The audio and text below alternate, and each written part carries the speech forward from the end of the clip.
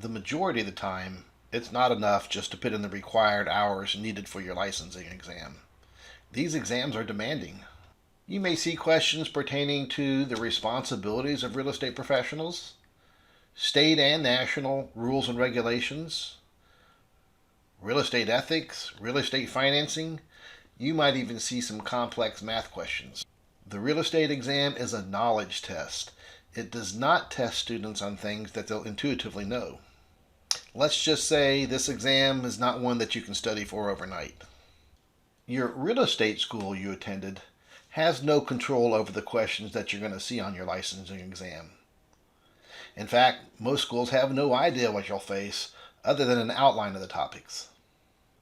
So no one really can offer you a practice exam with the same questions that you're guaranteed to see on your licensing exam.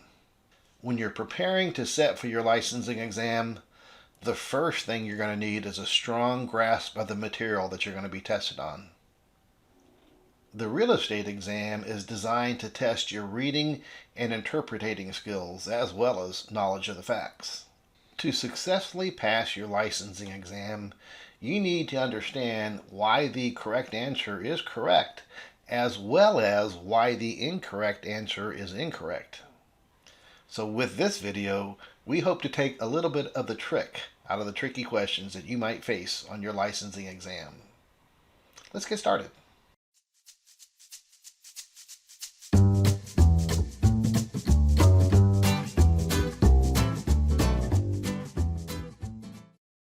So the first question we'll present you with today: an agent lists a home for $299,000. The seller agrees to accept an offer from an unrepresented buyer of $289,000 with 3% closing costs paid to the buyer. When the agent listed the home, the seller and the broker agreed on a 6% commission with 3% offered to the buyer's agent. The listing agent received 60% commission split on all transactions. What is the agent's commission? When we first read this question, we focus on a few important facts. The true sales price is $289,000. The home was listed at 6% commission. 3% was offered to the buyer's agent. So we tend to think 3% to the listing agent. And the listing agent receives a 60% share of that, and that would total $5,202. However, there is one word in this question that makes a difference. To me, it's obvious when I read the question, but without knowing the material 100%, you might miss the word unrepresented. The seller agrees to accept an offer from an unrepresented buyer. What does it mean when the buyer is unrepresented? The buyer is a customer, but the listing agent still gets the full commission. Without another agent involved, the listing agent will be paid on a 6% commission. When you list a home for sale, the seller says, "Sell my house, I'll pay you 6% commission." We list the home in the MLS, offering to share our commission with another broker who produces a buyer. But if we sell the home ourselves, whether the buyer's represented or unrepresented, the listing agent's going to receive the full 6% commission. So in this case, it's 6% of $289,000, with 60% paid to the agent, the listing agent. They will receive $10,404 as a commission on this transaction. The one word makes a difference. Question number 2.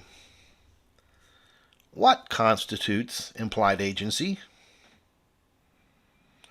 Well, sometimes we want to jump at the first answer that makes sense. And A certainly makes sense if the words and conduct of the sales associate do not dispel the buyer's assumptions. I believe if you looked up implied agency in the dictionary, that's what you see as a definition right there. If the words and conduct of the sales associate do not dispel the buyer's assumptions. However, this is one of those questions that has the all of the above in it. D is all of the above, so we have to continue to read on. B says the agent clearly explains who they represent to the buyer and then proceeds to show the buyer homes. Well, mandatory disclosure laws now exist in every state. The agent is required to disclose, and this agent clearly explained who they represented. So what could have gone wrong? Well, we also learned that in most states, this disclosure has to be in writing at the earliest practical time. So if they're together and they're going to look at homes, this is not a disclosure that could be made verbally. This would have to be in writing. Therefore, B is also correct. Well, if B is also correct, that would mean C is correct as well. An agent greets a buyer at an open house and immediately proceeds to show the buyer the home. Well, what's wrong with that? That's what every agent does at an open house. The buyer comes stumbling in. Well, first thing we do is show them the property, right? Well, the rule never changes.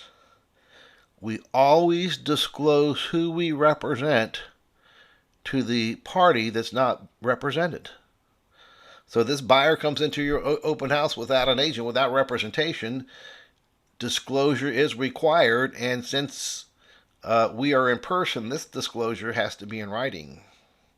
So how I normally do this on my open house sign-in sheet, I say, welcome to our open house for this property.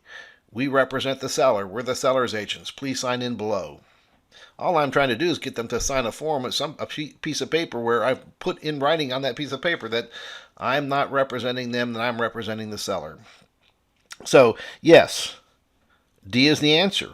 All of the above would constitute implied agency. Question number 3. When the supply of a certain commodity decreases, while demand remains the same, the price of the commodity will tend to... Well, be prepared for this. You will see many questions, practice test and license exam regarding supply and demand. Such an important aspect of our pricing, not only in sales and listings, but also leases as well. Well, here's my hint. When you get a question on supply and demand, picture a warehouse. I don't really care what the product is. If the warehouse is filling up and staying full, what happens to prices? Prices go down. Manufacturers have to find a way to move the product so they lower their prices. They do not like sitting on inventory. Well, if the warehouse is staying emptied out, we can't manufacture enough to keep the warehouse, any product in the warehouse. The demand is there, prices go up. Full warehouse, prices go down. Empty warehouse, prices go up. So what's our question here? When the supply of a certain commodity decreases while demand remains the same, most likely if supply decreases while demand's remaining the same, that warehouse is going to empty out. We're going to have a hard time keeping product in the warehouse. And what does that mean? Prices will increase. We don't know how much, but prices more likely will increase. In this case, B is our answer.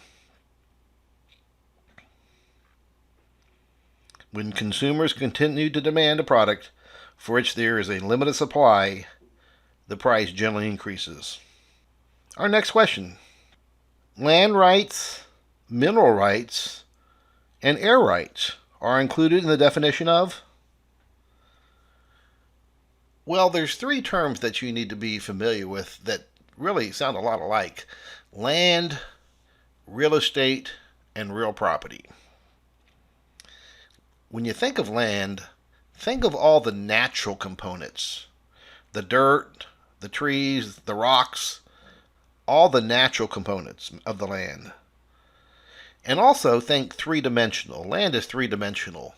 You have the airspace, the surface space, and subsurface. All the natural components, 3-dimensional. That's land.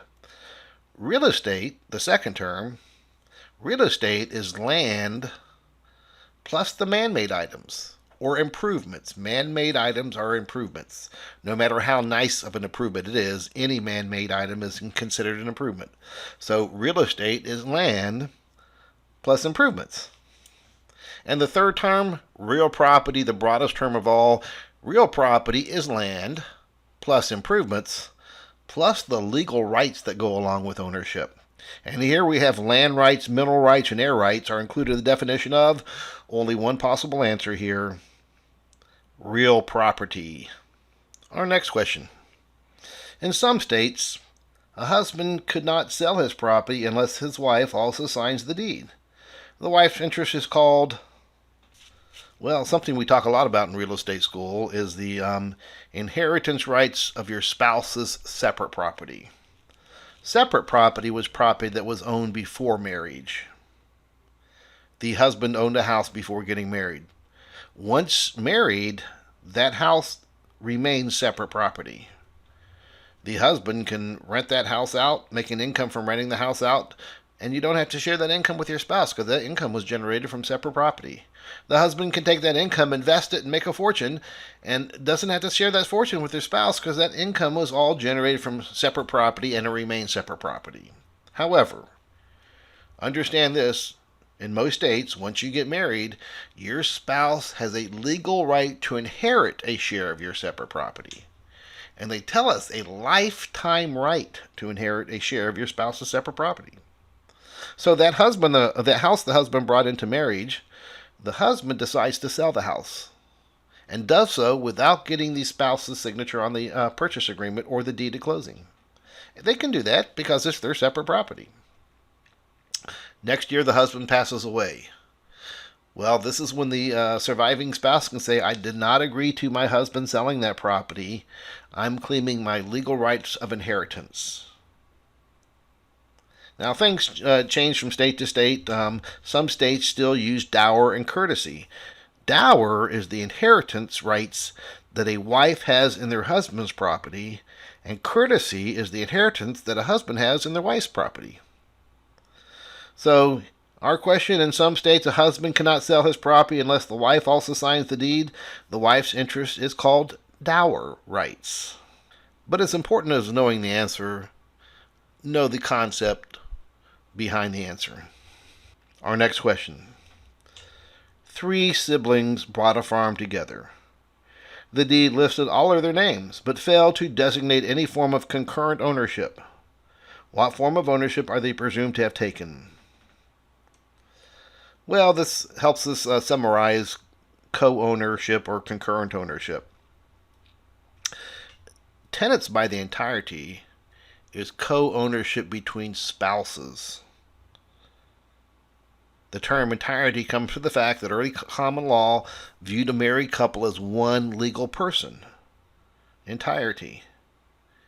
Any conveyance of this property would require both signature spouses to be the one. Tenants by the entirety also has rights of survivorship.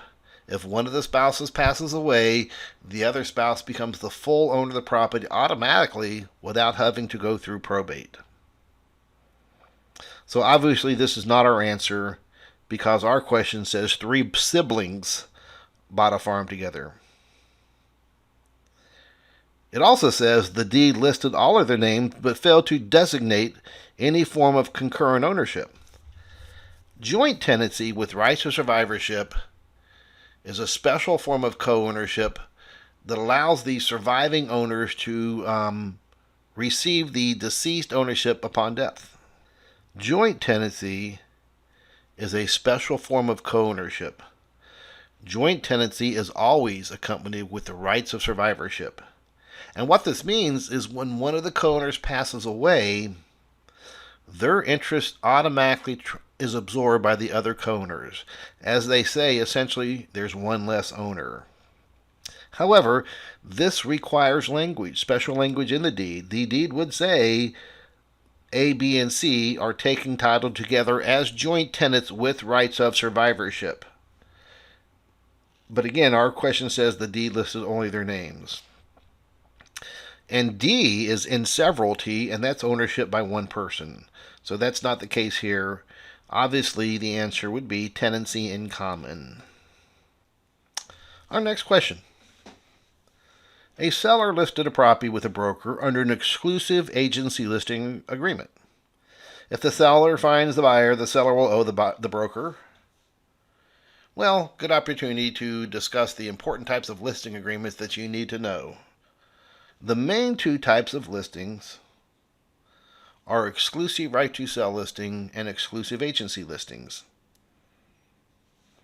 Both of these listings begin with the word exclusive, meaning this one broker has the exclusive right to represent the seller and market their property, exclusive to one broker only. The difference, though, between exclusive right to sell and exclusive agency, and what you should know, with exclusive right to sell listing, the broker's guaranteed a commission no matter how the home sells. Even if the seller finds the buyer themselves, the broker still gets paid the agreed upon commission. However, with an exclusive agency listing, the seller retains the right to sell the home themselves. If the seller finds a buyer without the broker's assistance or any other broker through the MLS system, the seller does not have to pay a commission. So our question says, a seller listed a property with a broker on an exclusive agency listing. That's exactly what we described. If the seller finds a buyer, the seller will owe the broker no commission. Exclusive agency. Another type of listing to be aware of is an open listing. We like to call this a one-time showing listing. When you're out working with a buyer showing the properties, when you're not with that buyer, they're out on their own driving through neighborhoods looking at homes, and they come across a home with a for sale by owner sign in the front yard. And they're going to come back to you and ask you, can you arrange a showing for that property? So you're going to call the seller, tell the seller you have a buyer that would like to see their home. Can you show their home to your buyer? And if the buyer would like to buy the home, would the seller be willing to pay the 3% buyer broker commission? And you'll find a lot of for sale by owners are willing to pay that 3% buyer broker commission. So you take your buyer out Friday, 3 o'clock, show them the property, and I've seen this firsthand. The agent will leave the buyer out in the car. The agent comes knocking on the door. We have this little simple one-page agreement we're going to ask the seller to sign. And what this says is, if this buyer, whatever their name is, out in the car, if they end up buying your house within this time frame, 3 months, let's say, you will pay me a 3% commission. The agent's looking for protection. The seller has all these for sale by owner flyers laying around with their name and phone number on it. Maybe the seller even pulls the buyer aside and says, come back without your agent, I'll give you a better deal. Well, this is the agent's protection, this one-time showing. If this buyer buys your home, you will pay me a commission. Now think about it, and what makes this an open listing is the seller can sign this agreement with every single real estate brokerage in town. Every single agent in town. The only brokerage that they're going to be committed to paying a commission to is the one that they accept an offer from. That makes this an open listing. They can sign it with everybody.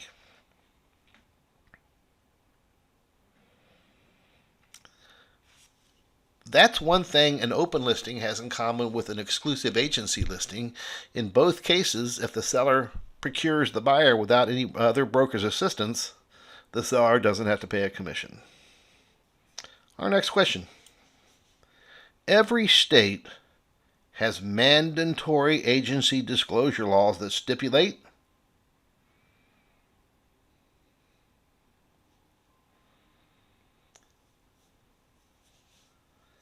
when we first meet a buyer in person,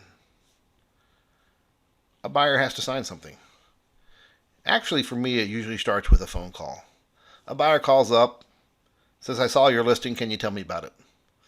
What's the first question I'm required to ask the buyer at this point? Yes, I know what you're thinking. Are you being represented? I need to know this for two different reasons. Number one, I'm looking for my next client. I'm hoping they say, no, I don't have an agent. They're not my client yet, but this is where it starts. If they say, yes, I do have an agent, I'm probably better off just referring them back to their agent. There's really nothing I should be doing that with them. They're already represented. But if they say, no, I don't have an agent, alarm bells should go off. This buyer has just identified themselves as an unrepresented third party, a customer. And what's the rule? We always disclose who we represent to the party that's not being represented. So before I start describing my property to the buyer, I have to make it clear that they understand that I'm speaking on the seller's behalf. What I'm saying indirectly is that I'm planning on using my training and skill on my seller's behalf. But I simply tell the buyer, I'll be happy to tell you about my listing. Please understand, I represent the seller. I'm the seller's agent. I need to make sure they understand that fact up front. After then, I describe the property. They're probably going to say, that's great. Can you come show it to me? So I get in my car, drive out to meet them at the house, get out of the car, shake their hand. Here's my business card. Before I can show you this property, it's my responsibility to make it really clear to you that I'm not representing you. I'm representing the seller. So we have to agree to that in writing. So we have a simple form that we use in most states where the buyer signs this form indicating that they understand we're not representing them, that we're representing the other party. As an option, the buyer can sign the buyer representation agreement at this point. But if this is a buyer you've never met before, they're probably not going to be willing to sign that representation agreement with you at this point. This representation agreement is a contract where they're agreeing to work with you exclusively, no other agent. And when they do buy a house, you will get a set commission. Even if the seller's not paying that, they'll pay the difference out of their pocket. So that takes a relationship, and it should. They should have trust in you, and you should have confidence in them.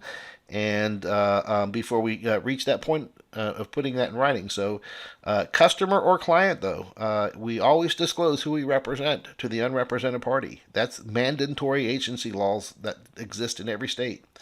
And they dictate or stipulate when, how, and to whom agents must reveal for who they provide client-based services. Our next question. A person who is designated by the principal in a broad range of matters related to a particular transaction or activity is. Well, as we go through the material here, understand agency relationships can take many forms. We could be talking about a sports star's agent or an entertainer's agent, as well as a real estate agent. There are three main types of agency relationships that we need to recognize: a universal agent, a general agent, and special agent. Rarely are we a universal agent in the real estate business. This is somebody who can make all the decisions on behalf of their client. I was watching one of those real estate shows on TV, those real estate agents up in New York. I always get commission envy when I watch that show. They're getting these $150,000, $200,000 commissions. I want one of those one time. Anyway, some sheik from Kuwait calls in one day, says, I'm sending you $5 million. Go out and find me the best condo on the market, leaving all the decision making in the real estate agent's hands. That would be more like being a universal agent. I've been in the business a long time, and I've never been in that position with a buyer. However, general agency relationships are common. A property manager is usually a general agent. A general agent has a special power. They can sign on behalf of their client, bind their client. And that's normally what the property manager would do. They would sign the lease with the tenant, binding the owner to the tenant.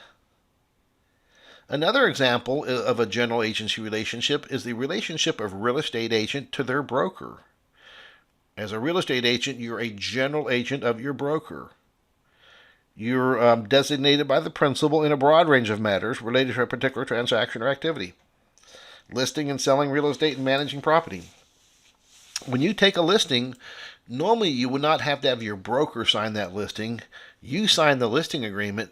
In doing so, you're binding the broker to the seller. The power of a general agent. And then one other form of agency, special agency. If you're in a relationship with a buyer or a seller, this is normally a special agency relationship. Why? We have one specific task. Find a buyer for my house or find me a house to buy. Special agency. So back to our question. A person who is designated by the principal in a broad range of matters related to a particular transaction or activity is, by definition, a general agent. Well, we can't talk about tricky real estate exam questions without talking about some tricky math questions. And here's a good one for us. A broker sold a property that was owned by a bank that had acquired it through foreclosure, and the broker received a 6.5% commission. The broker gave the listing sales associate $3,575, which was 30% of the firm's commission. What was the selling price of the property? Well, you might have seen my video on the TBar Math method. If not, you might want to view it. Very common do we get real estate math questions where they give us two different numbers and we have to come up with a third number either by dividing or multiplying. To get the answer, more than knowing the math, know how to draw this T-bar. The T-bar starts with drawing a T. And then we're going to label our T. On the top of the T, this number represents whatever is the part. Below the top of the T, on the left side, this is where the number goes that represents the whole. And on the right side is the percentage. Well, here's the key. If you're confronted with a math problem where you're given the whole and the percentage and you have to determine the part, you multiply. If you're giving the part and the whole, you divide. If you're giving the part and the percentage, you divide. That's what you need to know how to draw this T-bar like this. Now, in this question, we're going to use our T-bar actually 2 times. Before we can determine the selling price, we have to determine the full commission. We were given a part of the commission, the part, $3,575, and we're giving the percentage 30%. And what does our T-bar tell us? If we're given the part and the percentage, we divide. $3,575 divided by 0.30, which is 30%, and you have $11,916.66. So now we have a new set of numbers to apply to our T-bar. We have the commission, and we have the rate of commission, 6.5%. And we're trying to determine the sales price. Well, obviously, the sales price would be the whole. That's the unknown. We have the part of the sales price, which is $11,916.66, the commission, and that represents a 6.5% commission, or 0.065. What does our T-bar tell us to do? If we're giving the part and the percentage, we divide. $11,916.67 divided by 0.065, or 6.5%, and the sales price is $183,333. But more important than knowing the math, know the T-bar. That will help you through a lot of math problems. We hope today's video helped take the trick out of some tricky questions. If so, please like and subscribe. Feel free to leave a comment for us as to what tricky question you would like us to go over in a future video. Thank you.